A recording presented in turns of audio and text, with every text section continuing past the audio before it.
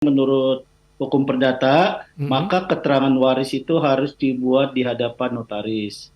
Ya, jadi dibuatlah setiap ada kematian, Mhm. dibuatlah keterangan warisnya di hadapan notaris. Nah, tapi biasanya di dalam praktek itu ada dua, ya, ada dua akta. Satu namanya akta pernyataan yang isinya telah meninggal, kemudian meninggalkan seorang istri dan anak-anak.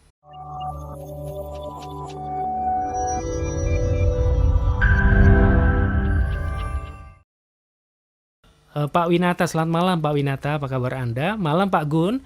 Pak Ya, Winata ini punya warisan rumah sertifikat, masih nama almarhum ayahnya.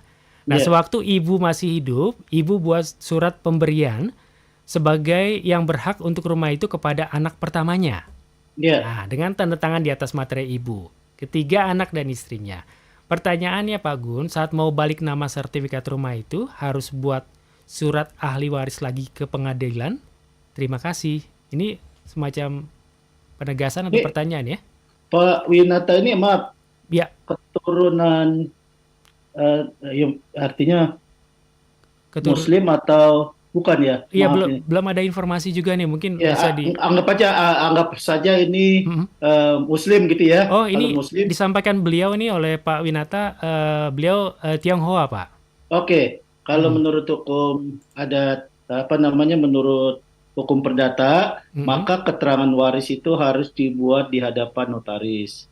Ya, jadi dibuatlah setiap ada kematian, Mhm. dibuatlah keterangan warisnya di hadapan notaris. Nah, tapi biasanya di dalam praktek itu ada dua, ya, ada dua akta. Satu namanya akta pernyataan yang isinya telah meninggal, kemudian meninggalkan seorang istri dan anak-anak. Nah, kemudian dari akta pernyataan waris yang dibuat notaril, Mhm. dibuat lagi surat keterangan warisnya yang Mhm. isinya antara lain di dalamnya adalah bagian masing-masing. Ya, jadi kalau misalnya tadi masih atas nama almarhum ayahnya, kemudian ibunya masih hidup, Mhm. itu sebetulnya sudah terbuka warisan pada saat ayahnya meninggal.